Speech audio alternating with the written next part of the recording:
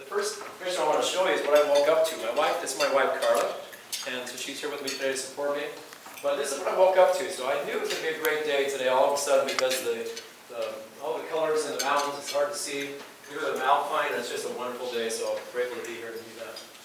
So first things first, you should have picked up a book as you came in, a survey, which I'd like to get back as I'm signing books at the end. I'll just drop it on the table. And also there's a little planner, a weekly planner you can use to incorporate the principles that I'm going to be teaching here today. So please keep that handy. I'll kind of give you a really brief overview. It's really a 2 or 3 hour course to tell you how to use that little instrument. And then you can test it out as you read the book. So, the survey. The survey asks you to pick 3 leadership competencies. My book covers 10. I did a survey in 2020 with leaders across the U.S. to ask them what leadership meant to them, what influence, how to have an impact in their business. And I only stopped at 10 because they had a top 10. I have a second edition coming out. We're going to be adding 3, so I'm asking you to please vote today. What are your top 3 competencies you think a leader should have? And I'll show you the ones that I chose personally. And then I talked about their subscription, and there's also a takeaway. Hopefully I'd like to get a little feedback from you today. So, most of you probably don't know who this person is, but her name is Himanshu Bhatia. And she talks about what her view of a leader is, and she says, as a leader, it's a major responsibility on your shoulders to practice the behavior you want others to follow. How many of you believe that statement? So we all have staff, a lot of you do, and so knowing that people are going to follow your behaviors is kind of critical. So I want to just tell you, so I reached out, yesterday I did a posting. I was going to be speaking at your association here today. And I thought it was interesting that one of my connections, who is a CTO in San Francisco for a company, responded by saying the following. He says, as IT has become more critical for running any business, he says leadership skills are becoming as important as technical capabilities for any aspiring or practicing technologist at the helm of an IT organization. So I just want to share that feedback from one of your fellow IT people. So I'm going to jump right into a conversation before I get into my book and talk about leadership, and I'm going to do it from a survey or a poll that was taken by Gallup. Anybody ever followed Gallup and all the polls they do? Gallup has been, for decades, they've been following, monitoring, looking for performance standards within leaders and also employees and how they're engaged in business. And with all the midst of the concerns that we're going to have to be dealing with in the future, including AI, including the millennial factor, all the things that are going on, we have to be concerned about how we manage in this new era. So in the last, by the way, Gallup, in the last 2 decades has surveyed over 27 million people regarding this leadership subject. So it's not like they did a little survey and took some statistical analysis to give us what we think is fair. 27 million people. 18% of leaders demonstrate ability to manage. That was the first stat that I thought was interesting. But what does that mean? It means that 82% of the managers today, across all sectors, categories, businesses, variety of different countries, are not good at leading and not very good at influencing people. The worst part is it costs us a lot of money by hiring the wrong people, about $600 billion a year here in the U.S., because we have to restructure all the time and rehire. Well, what can we do about it? So, here's the era of great resignation. Is that happening here in Utah? Are people leaving their jobs? During COVID, it's kind of that igniter that made it happen. This statistic says 63% of employees, I'm putting slash millennials into the up-and-coming workforce, thinking of leaving their jobs in the next 12 months because of poor management. 50% of the workforce could be independent by 2030. 50%. Now, I have no problem with remote workforce because I've been dealing with management, salespeople, professional service people throughout my career, a couple of thousand of them. But for the wrong reasons, people are leaving to go out on their own. 83% of the businesses today are saying that we should be prioritizing leadership development. Sadly, this is not working quickly. Sadly, less than 5% of the companies have actually implemented something to help people become leaders and develop into one. I want to share with you, anybody recognize Ken Blanchard? Is that familiar to you? So Ken, back in 1982, I met him at a Covey leadership course I was going through. He had just published his book called 1 Minute Manager. And this is his modern day interpretation of what leadership should be today. This is just last week. I pulled it off of LinkedIn. Ken said, top-down leadership is a thing of the past. The world needs leaders today who work alongside their team, using their influence to help people grow, develop, and achieve their goals. The pivotal part of his statement was that the key to successful leadership today is influence, not authority. So not the top-down, push-down authority. It's us using a shared vision and trying to do something to come together as leaders. So what inspired me to write a book? The first thing that inspired me is I had sold a company and I was out of business during COVID. And I was about to start a new business, and I couldn't have these meetings. We couldn't do in-person stuff, and so I decided, what am I going to do? My granddaughter has published a book. She's publishing her second book. She's 20 years old. She published her first book when she was 17, Carmen. And I was inspired because they were doing this writing project, 50,000 words in how many days? In 1 month, okay. So 50,000 words in 1 month, and she said, why don't you join us? Because I had nothing to do, apparently.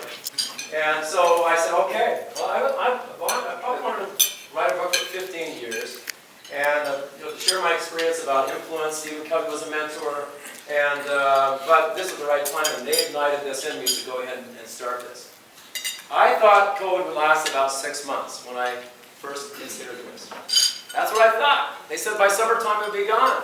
So I gave myself 6 months. It was October. I figured by April, May, we're going to be good. So I gave myself 6 months, and that's how much I took to write this book. I started to consider doing a traditional publishing route. I'm still trying to consider that, but it was going to take 2 to 3 years to write a book and get it published, and so I went self-publishing with a great marketing company, with a great team I developed to make the book happen, and luckily it became a bestseller, and it's been a good experience for me. So I'm going to go through and give you the basics of my book. Just a general overview. I'm not going to get too deep into it, but I'm going to do a deep dive into one of the competencies here today, and then talk about some of my influencers. So the book is structured, and you'll see this on the little planner I gave you, into 6 spheres of influence. The first one is perspective. Anybody that starts a project, a company, a relationship, has to have some kind of perspective going into it, what they think was going to happen in the future, looking into the future. So perspective to me was very important. I added that as number 1. Number 2 is accountability. Number 3 is relationships. So we're going progressively. This is how I learned and gained my influence, by the way. I just wrote my life story.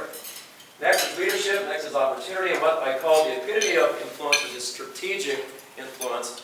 Not social media influence, strategic influence that has people working together to accomplish something that is a win-win opportunity. So then, I'm waiting for this to come up. So then, here's how the book is laid out. You've got 2 perspective points. There are 12 chapters, by the way. 2 perspective points and 2 chapters per sphere after that. So the first sphere, again, is accountability. There's 2 success factors that belong to that, and so on, just to give you that information. Next, let's give you the 3 parts of the book. The first part is influence perspective. I already mentioned that. Second is influence development. How do I go about developing my influence? Well, you do it through these 2 spheres, accountability and relationships. And then the third part is influence expansion. When you finally get to that point where you have leadership skills, you've got experience, you've got expertise, and now I want to go ahead and expand it to see what I'm capable of. The final one is strategic influence. It's really the highest level of influence where you are being strategic to other people and you're considered to be a highly influential person yourself. So the book has 12 chapters. I also interviewed 12 people. 6 women, 6 men, highly influential leaders. Most of them are global leaders. And so why would they take the time to interview with me for this book that they'd never heard of before? Well, I practice what I preach. First of all, I've been working through networking. I've owned 2 networking companies. One called Trustegrity that some of you might have heard of, that is here in Utah. Started that in 2013, grew it to a national concern, and sold that during COVID. That's the business I was talking about. I have a new one called Strategic Business Leaders I launched this year, and we're starting to expand. So the key focus of my book is to teach how to develop a sphere of highly influential and what I call game-changing connections. How can a few game-changing connections affect your career, your business, and your life? It can be dramatic. These 12 people, you might recognize a couple of them. Steve Schellenberger from Utah, Gary Kennedy from Utah was the first president of Oracle, and I knew 5 people on this list already. And I used the experience with them to get introduced to other people that were highly influential. Brian Esposito, who is right here, I'll talk about him in a minute. Brian, I've known for 20 years. He used to be involved with us. My wife owned one of the first blogs on the internet called She Me, and Brian was one of our advertisers, and so for multiple years we'd work out budgets for his business in New York. Brian, after our interview, says, Gary, do you need more people to interview? Because he thought it was a good experience. I said, I'm looking for good people because I want to be able to show them how the book works. So if you could introduce me, it'd be great. He sent out, the first email he sent out was to Larry Namer. Anybody know that name? Larry Namer was the co-founder of ET Television. ET, worth billions of dollars today. You might get emails, but you see it all over the media. It was a way to promote movies, from a news angle, which was not being done at the time. Well, Brian sent an email to Larry saying, Larry, I had a great experience doing this, you should do it too. Larry responds within 30 minutes saying, no problem, I'm on board. He didn't know me from Adam, and just the trust level and the influence that Brian had on Larry Namer was what I needed. And that's how I did the rest of this. So influence really works on a strategic level. I'm proof of that. So what is the power of strategic influence all about? Let me just give you kind of the basics. Developing strategic influence and relationships based on three things. Number one is personal value. What is your personal value that you can use to exchange for a job, for an opportunity, for an introduction, whatever it is? I put there vision because if you have personal value, you have to have a personal vision statement. Next is purposeful objectives. These are the things I call personal driving forces. Do any of you have a purpose for what you do in your jobs? Okay, well, having a purpose to me is more than just one. It's multiple purposes based on the roles you have. Roles you have as a person, as a father, as a leader, whatever. And so I think you should have enough to be able to give you reasons of why you do what you do. And the last one is proficiency, which we're going to talk about today, or competencies to lead effectively. So I have success factors to help make a positive impact. There's 10 leadership competencies. I'm asking you to vote on 3 more for my next edition. And there's going to be a running theme through my book called Giving Back. Why is giving back so important? Because once upon a time, somebody did something for you to help you in your career. And I'm suggesting from the point you start your career, you should learn how to do that, even if you don't have money to give away, like Dolly Parton or Warren Buffett or somebody else. You can give your time, you can give your expertise, you can help people solve problems. So, what is strategic influence and how does it differ from social media? Is there a difference? Anybody want to give me some nod? Is there a difference? Okay, there is. Okay, so I'm going to give you an example. I found this last week on LinkedIn from somebody giving an example. Here, I'm a Facebook person, this person said, and I decided to use my life, like Facebook, to meet people. And he said, I'm trying to make friends outside of Facebook while applying the same principle. Therefore, every day I walk down the street and tell passersby what I've eaten, how I feel at the moment, what I have done that night before, what I will do later and with whom. I give them pictures of my family, my dog, gardening, taking things apart in the garage, watering the lawn, standing in front of landmarks, driving around town, having lunch, doing what anybody and everybody does every day. I also listen to their conversation. I give them thumbs up. I tell them I like them. And now I know it works, just like Facebook. I already have 4 followers, 2 police officers, a private investigator, and a psychiatrist. So, the point here is, I'm here to talk today about strategic influence, not social media. This is my explanation of strategic influence in my book. We'll read. It says, the highest level of influence. The power of strategic influence is learning how to cultivate relationships with influential business people from your industry who can be strategic to your business and your marketing plan. Developing relationships with these types of influencers can have an enormous impact on your business. Because why? Because of the potential sustaining relationships you can have with them. So I want you to think about that as we go through this presentation. I'm going to start this video hoping you can hear it. It lasts for about a minute, and it'll give you a perspective of what we're going to talk about.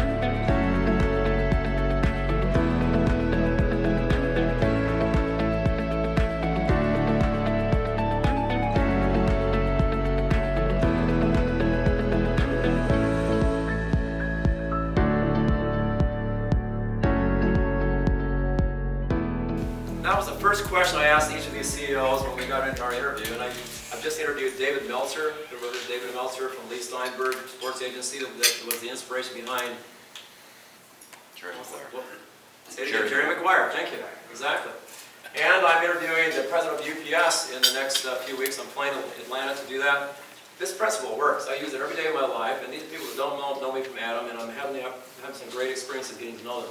The question I have up here, which goes with this movie, this little experience, I said, if I were to take you and put you on a ship, and it got misdirected some way because of storms, whatever, and you were landing on a new island you've never been to before, you didn't have contact with people before you, you had the skill sets, the knowledge, the experience that you landed on this island with, you have a little bit of money in your pocket and clothes to last you maybe for a few days, what would you do? How would you survive? That's what I asked Gary Kennedy. That's what I asked Brian Esposito. That's what I asked John Hewitt. How would you survive? These are, important people. They didn't say I'd go, bring in my bags of money because they didn't have that ability. They said I would do whatever I had to do to survive. I was also, once I felt like I was secure with food, shelter and security, I would start talking to people. I would think, what do I know? How can I solve problems? How can I help people? It's all about helping people. That's the cool part. And they then get reputation, they start getting noticed, and people start to help them back, and their influence begins. That's what this process is all about. So, perspective. If you land on this place, your first thought's going to be, whoa, I have nothing. How am I going to survive? Your second perspective is, the opportunity looks amazing here. It's a bustling city. There's all kinds of stuff going on. I must be able to do some great things here. That's the attitude you must have, a survival mindset. So we're going to jump into the competencies now. So it's the sphere of opportunity. It's the last one before the strategic influence sphere. And I'm going to go through these quickly. How do you master these 10 competencies is the question. So I don't have time to go all through these like I would normally. It would take you 3 or 4 hours just to go through the competencies. I'm going to go through it in about 20 minutes. So here we go. There are 10. What I'm going to do, starting with influential as the first competency, you have to have the ability to be influential as a leader. Are you influencing? Do you do things, in the way you act, the way you speak, etc., that makes people attracted to you? So, first thing I'm going to do is give you a mindset to help us get through this and have you have some perspective. And then I'm going to give you an example of someone I think portrays this particular characteristic or competency. So, mindset for influential. My mindset is I have to embrace the role of being an influencer. I have to assume the role of being a leader. It's the same thing, because we're trying to show you how leaders can be influential. Next, take the role of leadership very seriously, of influencing other people. And finally, you can't do it without trust. Build trust by leading by example and doing what you say you'll do. Okay, basic stuff, but we all know it. So the person I want to give you as an example is John Hewitt. I met him 5 or 6 years ago. He's the icon of the tax prep world, tax software world. He started an H&R Block, and then he started Jackson Hewitt as a co-founder, and grew that to an enormous company and sold it for $500 million years ago, a long time ago, 30 years ago or something. And then he started another company called Liberty Tax, and then he started another company called, after he'd sold that for $500 million, another company called A-Tax. The guy is the industry influencer, the center of influence, I call him, the icon. I had a chance to go to a dinner like this with a bunch of CEOs of businesses, and he asked me to sit next to him. I didn't know the guy. And we got to know each other over the next hour, and I learned why people follow him. He's like E.F. Hutton. When John Hewitt talks, people listen. And they do. And it shows up somewhere, and a flock of people will show up because he knows everybody everywhere. He's so influential. He cares about people, and he does his part to be influential to others. You need to learn the value of networking. You need to accept that that's an important part of your life. Also, to give more than you get. That's the running theme of my book. Don't be calculated about what you're going to get back when you give help to someone or you solve a problem. Do it. There's going to be plenty of reciprocation. You're going to get plenty of it back. And finally, you reach your potential by learning how to align yourself with highly influential people. Steven Schallenberg is the person I want to give here. I got to know Steven in 1979 when I went to work for his company when I was trying to get through college for a company called Eagle Systems. Anybody heard of Steven? Or Becoming Your Best? That's his company. Okay. So Steven is the person that first helped me to understand what influence could do for you in business, because he introduced me to so many great people. I've never met a person that could surround himself with strategic people like Steven could. People like Thomas Monson, who became an advisor to our company before they said you can't do that. M. Russell Ballard, same thing. And then that's in the LDS Church. But then I talk about Lael Woodbury, he was the Dean of Fine Arts at BYU. Bill Jones was a state senator here in Utah. He's the guy that started Intermountain Healthcare. I mean, these are really important people that he kept around him for 30, 40 years. It wasn't a one-time thing for his own benefit. It was bilateral, I think, I'm trying to say. And they were trying to help, on an exchange basis, help each other. So I'm going to give a little deep dive on this one because I think it's important to the book. First, there are 3 elements to networking. First is personal. Clubs, associations, this is what we're doing today on a personal basis to grow, to develop, to make connections, okay? Number 2 is operational. This is inside your business. These are the people you work with. It's your vendors. It's your partners. How do you develop relationships that are strategic, where you're both benefiting? That's what it means. Strategic on the top end means outside the organization. How am I connecting with other leaders of other organizations? See, now we're trying to make this into a comprehensive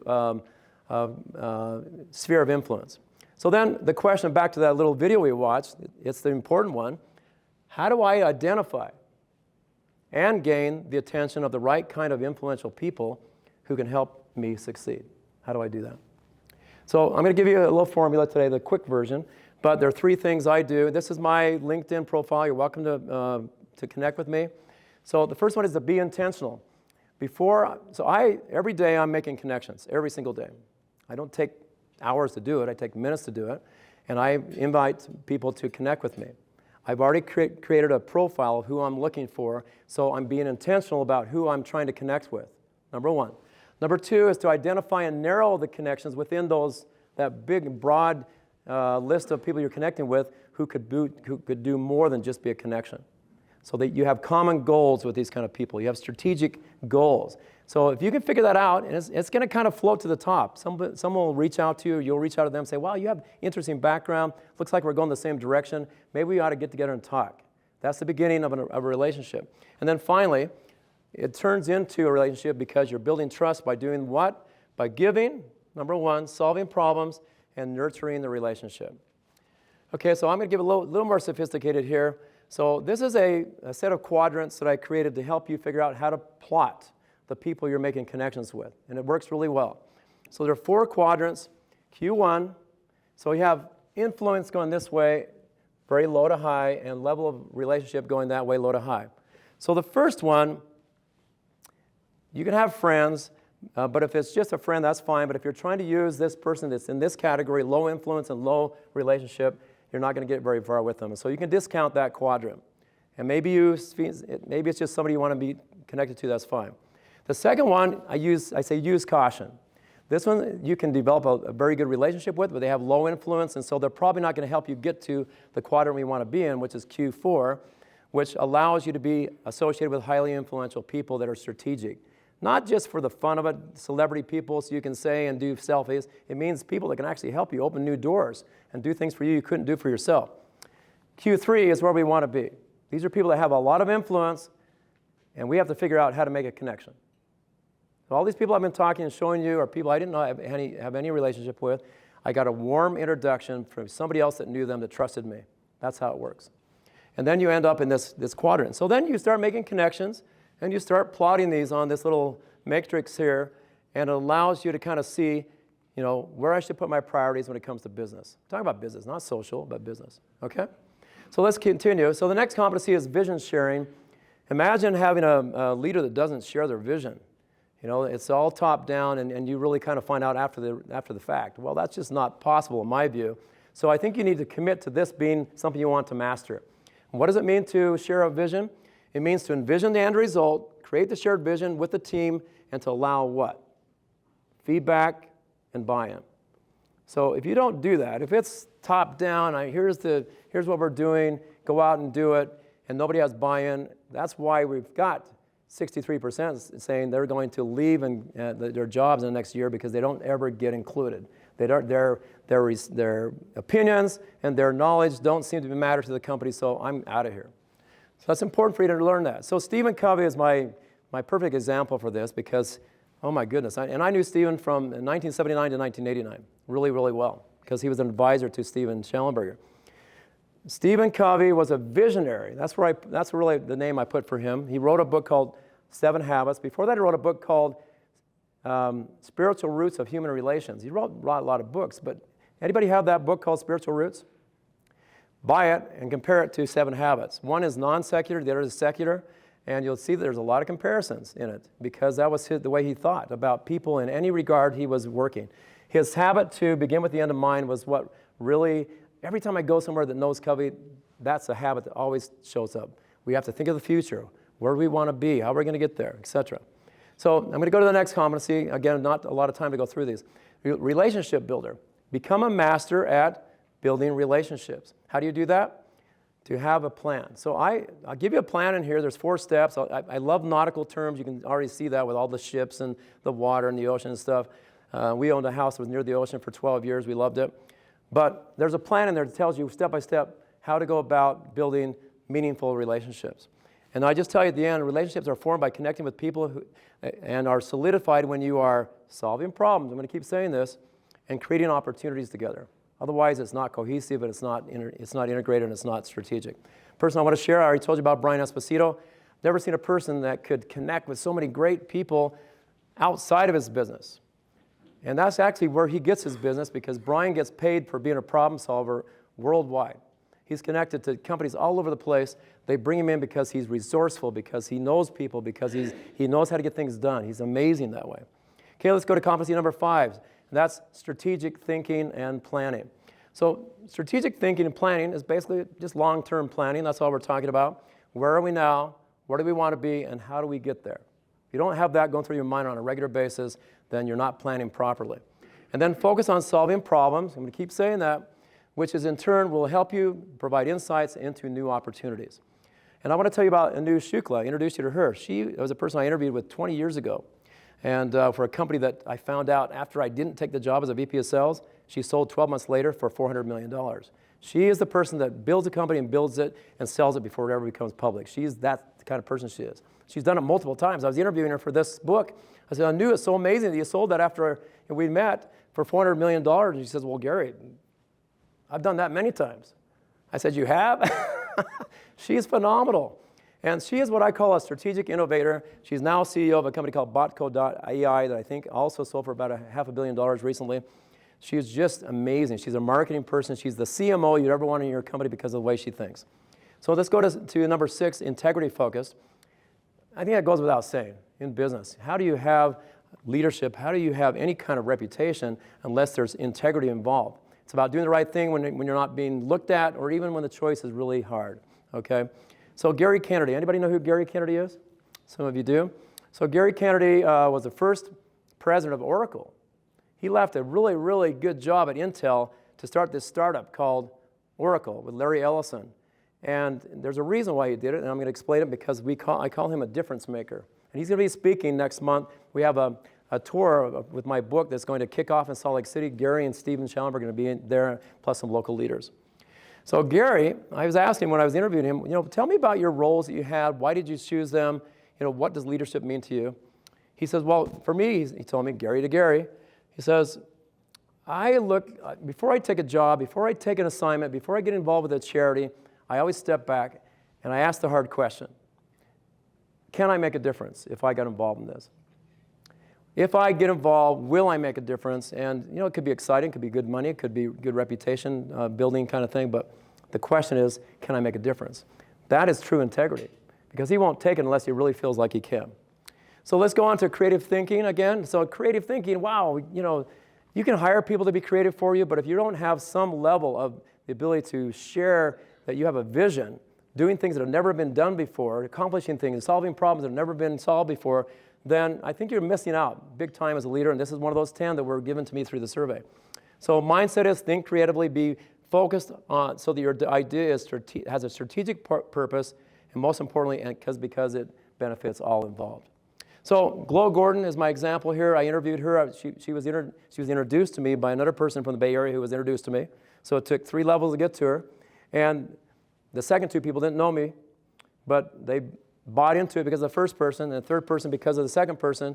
And she wanted to have a phone call. She's the CEO of Matrix and on several boards in the Bay Area.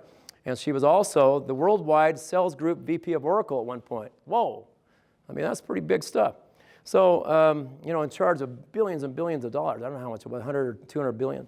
So the reason I put her up here for creative thinking is because I call her creative and systematic. Every time she takes on a role to be a CEO, take over a company, she will first of all say, what is the messaging that's going to be required for us to attract people to us, and customers and clients? And then she will make everybody memorize that has anything to do with customers or clients. And so they have a common theme, a common message that is the best that they could say about their company. And I think that's really cool that she does that. So it's competency number 8, master communicator.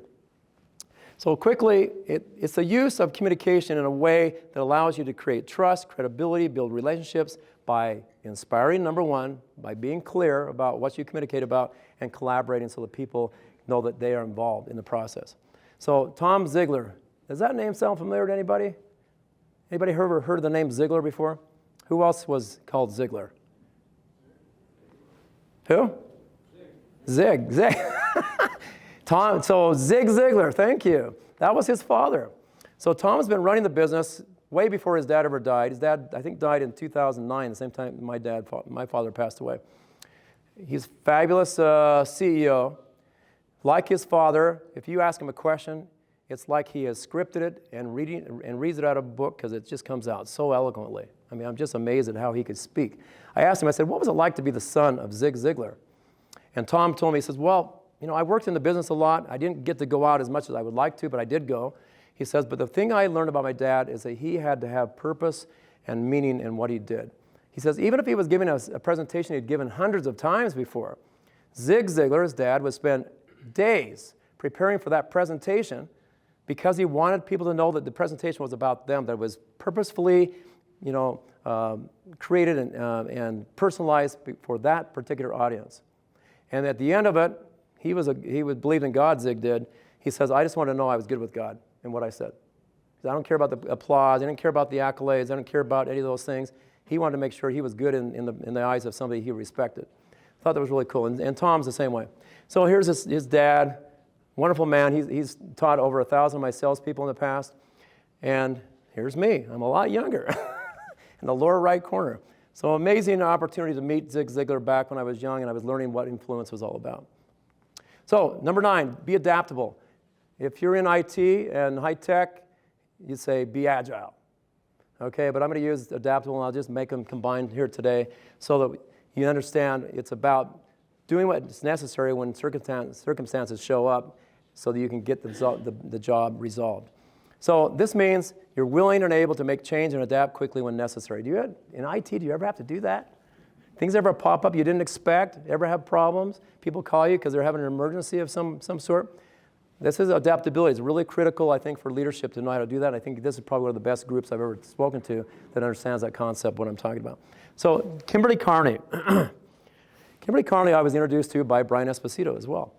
And she is the CEO of a company called FastWire, which has now been extended to other wires, GlossWire. There's one for real estate called CasaWire.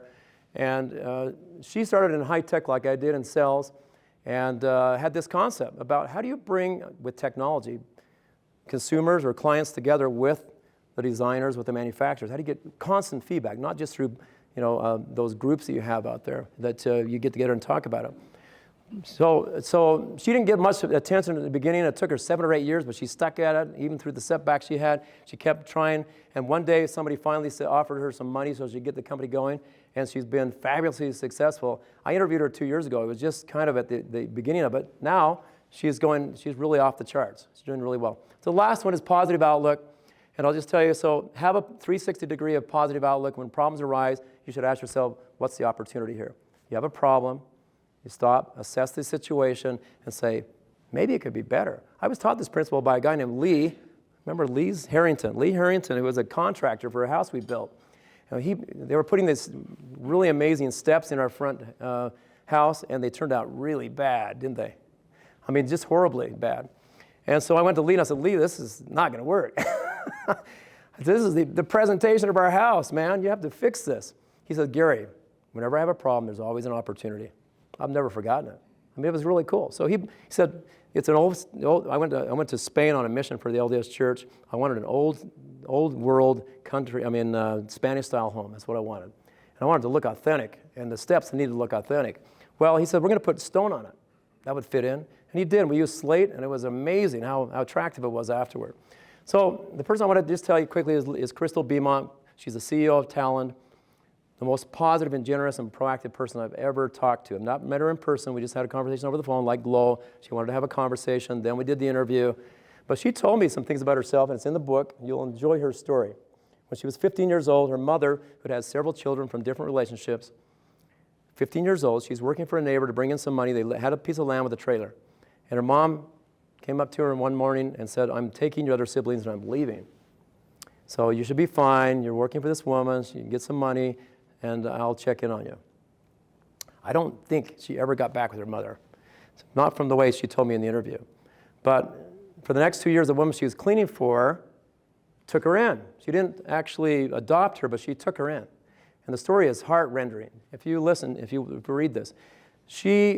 For 2 years, the woman took her in, took care of her. She graduated, and then she wanted to get her first job. And she moved to Chicago and took a job after application with a company or a retail store called Marshall Fields. It's no longer around today. It was acquired. But an amazing store. And Carla and I experienced in Chicago when we were there. And the reason I want to give her an example for a positive outlook is because she took the job and said, I'm going to be the most positive person in here. After her mom left, she went out into the field and laid on the grass and looked up in the sky and said, I will never let this happen to me. What had happened to her with her mother. I'll never let this happen to my family. And so she was always just a breath of fresh air everywhere she went. She's always saying, I'll tackle that problem. I can do it. Let me try it. And every time she's gone to work somewhere, someone in that company has been so impressed with her, they take her with them. And she's done that time after time after time until today. She's the CEO of a public company, an amazing person. So those are the 10. Please, on this little survey you have, check off the 3 that you really like, competencies, because we're going to add 3 more. And then I'm just getting, so how are we doing time-wise? 15 minutes left. Okay, so I want to take 5 or 10 minutes and talk about this if I can. And I can rush through it a little bit if you want me to. These are my 3 greatest influencers, and I thought it would help you to understand how my life, and you should ask yourself, who are my, if I asked you the question, this was the last question I asked all these people I interviewed, who is the greatest person that has influenced you in your life and why? So here are my 3. This is my dad, this is my brother and me right here. I was like 12, 13 years old. My dad was an entrepreneur. He never worked for anyone. I grew up in a business. I call it my first MBA because I learned every aspect of that business. Learning how, as a kid, cleaning, then stocking shelves. And he had multiple stores. We had a chain of about 5 or 6 stores at one point. This is in Lehi, Utah. It's no longer there. But I learned how to do bookkeeping when I was in junior high. And in high school, I got into sales and marketing and advertising. He just kept progressing me up the ladder until at the end, I managed one of his stores and bought his last store so he could retire. The incredible thing about my dad, he was a retired military officer, and we didn't like it growing up, by the way, because they had too many rules, making the beds and shining the shoes. But his influence has been incredibly important to me throughout my life, impacted me so much that I really, really appreciate that I grew up in that setting. Okay, so I'm going to tell you now about Dan Gable. Anybody heard of Dan Gable? Anybody here ever wrestle? My son has, but I know you've wrestled. Yes, I have. That's me on the right side. That's when I used to have muscles. I don't know what happened to him, Carla. Anyway, so Dan Gable, I met him in 1974. This is the 1972 Olympics after he won the gold. 1974, my coach calls me and says, hey, Dan Gable's coming to town to the University of Utah. You need to go to this camp. I had $500 saved. I was about ready to buy a Suzuki Enduro motorcycle. When I found out he was going to come, I said, I'll give it up for that. I'll go. Because my parents weren't going to pay for it. So I gave him my $500. I went to camp. I showed up in the summertime. I get there. We had this orientation meeting. It was Roderick Wrestling Camp. Myron Roderick, who was over the camp, famous Oklahoma State coach, approached me. I didn't know anybody there, by the way. My coach wasn't there. None of the teammates I knew. My teammates were all, they didn't go. I don't know why. But I was the only one there from my school. And he says, we've chosen you to be Dan Gable's escort when he arrives tomorrow. Can you imagine? I mean, a kid that's in wrestling, this is like the epitome of the person in the industry of wrestling. So I said, yes, sir, I'll do it. He said, well, just make sure he's taken care of. You check him in. So the next morning, we got up bright and early, and we were doing warm-ups and drills, and it was my turn to leave and go get Dan. So I have to tell you, for the next 45 minutes, it was very, very, very important to me because very few athletes ever have the chance to spend dedicated one-on-one time with a world champion. And I didn't really appreciate it back then, but I sure do now. So let me just tell you something that might make a difference to you. I mean, Dan was an incredible person, and he was a world champion. Let me just give you some relevance to that. He, in high school, wrestled 64 times and won 64 times. From his first match in high school to his last match, won 3 state championships. That's unheard of. Then he went to college, undefeated, every year. And his final year in the NCAA championship, last college bout, he lost by 13-11 to a guy named Larry Owens. Dan had won 2 national championships before that year, so it was a huge, huge upset. So he'd never lost before, and again, because you already saw up here, he never lost afterward. So he went on to the Olympics in 1972, won the gold, won 6 straight matches, and didn't give up a single point to any of his opponents. Now, consider that for a second. I mean, the greatest wrestlers in the world that he was wrestling, he didn't allow any of them to score a single point. If you don't think that's good enough, he went on to become a coach for Iowa State. And during his 21 years as a coach, the very first year, champion round, he was in Big Ten. They won 21 years of Big Ten championships. He won 15 as a team as coach, national NCAA championships. And their team, this is the remarkable statistic, if you like statistics, 94%, his team won 94% of their matches over a 21-year period. His team. So this is the man I was about to meet, you know, this incredible man and specimen. So back to my story really quick. So I go to pick up Dan, and there he was. I introduced myself. We shook hands. I grabbed one of his bags, and we were off to take him across campus, University of Utah, to check him in. What I do remember is he was really low-key. It was easy to talk to, and really the conversation was going really well until my immaturity and my youth showed up. And I said, "Hey, Dad, I heard you lost a match one time." "What happened, Dan?" You know, I didn't say it like that, but I did ask the question. And Dan goes, what kind of guy am I walking next to, you know? But he was really cool about it. He just said, "Gary, I had a bad day." That's the only bad day he ever had in his life. But he had a bad day. So I just wanted to share with you that the amazing part is I got into this wrestling camp. He was teaching us. I got to wrestle him multiple times. Not only spend time with him, but wrestle him. And what was incredible about that is that in just one amazing week, I was able to, working with the best of the best, raise my wrestling game tenfold. In fact, it really created my whole, opinion about what human potential is all about. And Dan was so cool about it, so great about it. I mean, I have a lot more to tell about this story and things that happened afterward. In fact, it started a winning streak for me. I was undefeated at camp. I was also undefeated in my senior year and became recognized nationally after that. This is me after Dan, okay? Before I was on my back some of the times. But this is me after Dan Gable. So the question is here, how do you reach your true potential? Well, you need to be with people that can change your mindset. And these centers of influence like this that you can sometimes get access to can really make a difference to you. So quickly, just my last influencer I'll just share is Stephen R. Covey. I met him, this is in 1980 or 82. This is Steve Schellenberger, this is me. Stephen changed my thinking about relationships, how you approach people on this win-win kind of attitude, and how you think of the future and how you go about trying to get there. He believed that everything is created in a spiritual sense before it's ever created in a physical sense. You know, in your mind first, and then it goes to physical. So he taught me 3 things just quickly, and I'll finish with this. He taught me that before you ever develop a really great relationship, you have to start with a self-evaluation. Find out who you are and what motivates you. Secondly, once you have a kind of a good sense of who you are, then, and we're talking about motivations, purpose, and potential, then you have the capability of being able to make great strides in a relationship. And finally, that it has to be built upon trust. It's really important. So you have this that's kind of the presentation, so I appreciate you listening to me and giving me your attention, but I gave you this little planner. This is the quickest tutorial you're ever going to see in your life. So I just wanted to show you what it means. So I created this so that you could read the book, and so you could actually use this in a way that helps you plan to make connections and develop relationships. The outside is a review of my book of the 10 success factors and perspective points.